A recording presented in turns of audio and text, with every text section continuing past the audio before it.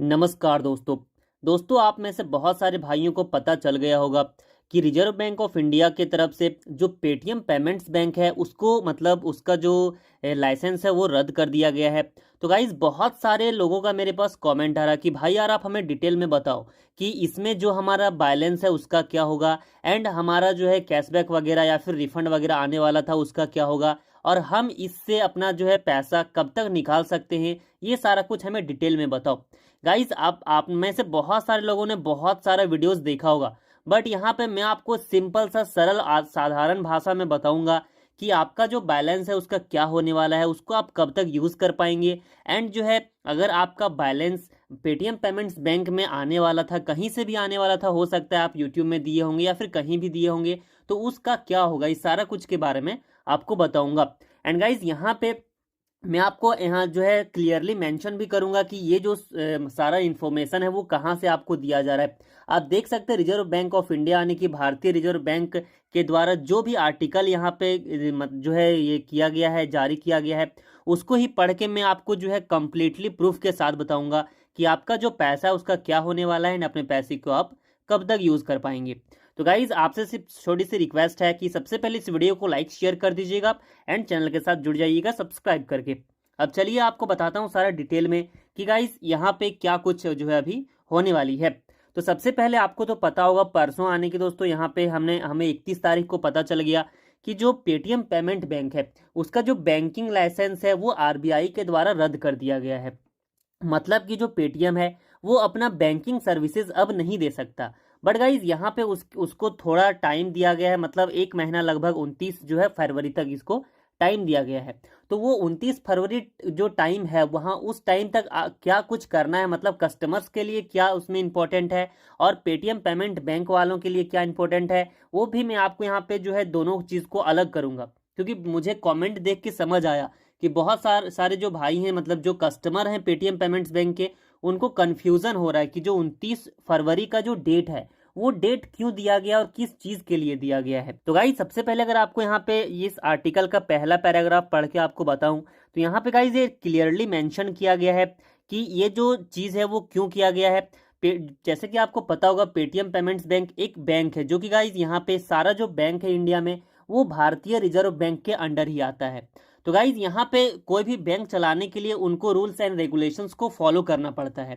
जो कि बहुत सारे जो है बहुत दिनों से पेटीएम को यहाँ पे रिजर्व बैंक के द्वारा कुछ कुछ रूल्स एंड रेगुलेशंस के बारे में बार बार बताया जा रहा था कि आप इसे सही करें, इसमें आपके द्वारा कुछ गड़बड़ी किया जा रहा है। तो पेटीएम उस चीज को ध्यान नहीं देते हुए अपने काम में लगा हुआ था और उतना ज्यादा उसको महत्व नहीं दिया, और इस वजह से जो रिजर्व बैंक ऑफ इंडिया है उसे इतना बड़ा कदम लेना पड़ा। तो गाइज यहाँ पे अगर मैं आपको पढ़ के सुनाऊं तो यहाँ पे लिखा हो चुका है, देखते the reserve bank of India exercise of its power under section 35A of the Banking Regulation Act 1949 had direct Paytm Payments Bank Private Limited to stop onboarding of new customers with यहाँ पे immediate effect। तो यहाँ पे mention किया गया है कि 35 ये जो एक्ट बना हुआ था 1949 में, उस एक्ट के तहत यहाँ पे जो पेटीएम पेमेंट बैंक का बैंकिंग लाइसेंस बंद कर दिया जाता है और यहाँ पे अब ये कोई भी न्यू कस्टमर ऐड नहीं कर सकते हैं। गाइज यहाँ पे ये तो था जनरल नॉलेज, मतलब जो कि सिंपल, मतलब क्यों इसको बंद किया गया वो यहाँ पे इंफॉर्मेशन था। अब जो चीज़ के लिए आपने इस वीडियो में क्लिक किया है चलिए उसके बारे में आप जो है अब बात करते हैं। तो गाइज यहाँ पे अगर आप नीचे करते हैं तो देख सकते हैं यहाँ पे क्लियरली मेंशन किया गया है नो फर्दर डिपॉजिट्स और क्रेडिट ट्रांजेक्शन्स और टॉप अप यहाँ पे देख सकते shall be allowed in any customer accounts. जी हाँ, यहाँ पे गाइज ये लिखा हुआ है कि डिपॉजिट एंड क्रेडिट, यहाँ पे क्रेडिट ट्रांजैक्शंस अब अलाउड नहीं होगा, और ये कब से अलाउड नहीं होगा वो भी यहाँ पे जो है मेंशन किया जाता है, मैं आपको बताऊंगा आगे। देख से लिखा हो चुका है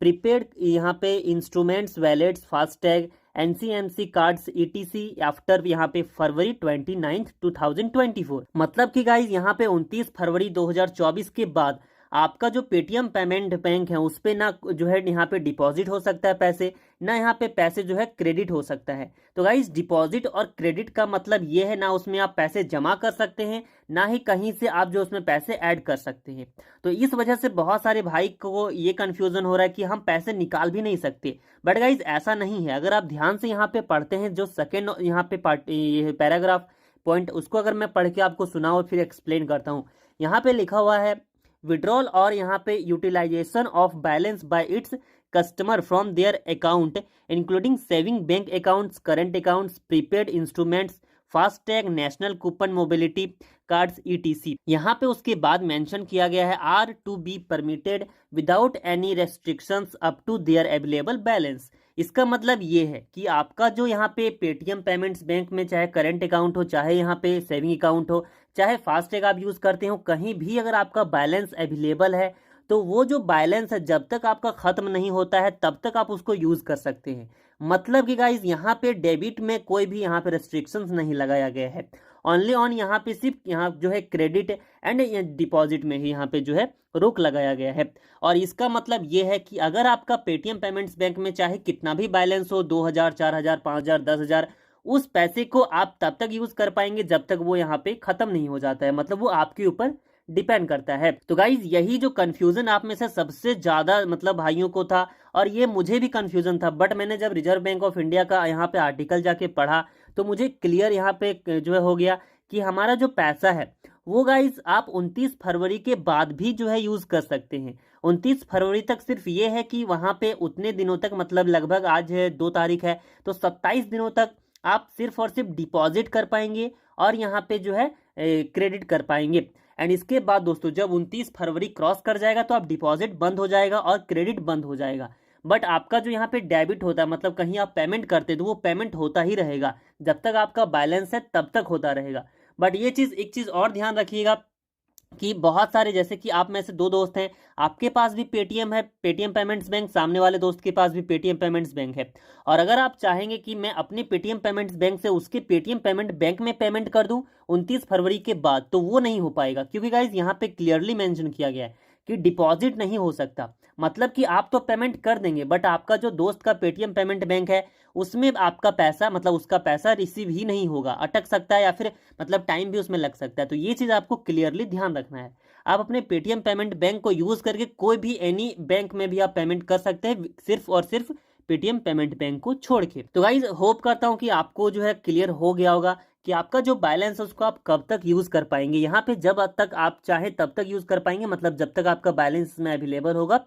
तब तक आप इसको यूज कर पाएंगे। तो गाइज आई होप कि आपको जो है जो सबसे बड़ा कंफ्यूजन था वो दूर हो गया होगा, और पर्सनली मुझे भी ये भी कंफ्यूजन था कि हम अपने पैसे को कब तक और कहाँ कहाँ पे यूज कर पाएंगे। तो गाइज बस जो है 29 फरवरी तक आपको आपका जो डिपॉजिट है और क्रेडिट वो बंद होगा। 29 फरवरी के बाद भी आप अपना जो पैसा है उसको यूज कर पाएंगे। तो गाइज बस इतना ही था वीडियो में, एंड मुझे पता है आपको समझ में आ गया होगा। अगर कोई भी प्रॉब्लम हो, कोई भी कंफ्यूजन हो तो आप बेझिझक नीचे कॉमेंट कीजिएगा, मैं आपका जो है उस प्रॉब्लम का सोल्यूशन, मतलब यहाँ पे रिप्लाई दूंगा जो भी मुझे समझ अभी तक आया हुआ है। तो अगर आपको वीडियो इन्फॉर्मेटिव लगी हो दोस्तों, हेल्पफुल लगी हो, तो वीडियो को लाइक शेयर जरूर से कीजिएगा। तो चलिए मिलता हूँ आपसे नेक्स्ट वीडियो में, तब तक के लिए जय हिंद, वंदे मातरम।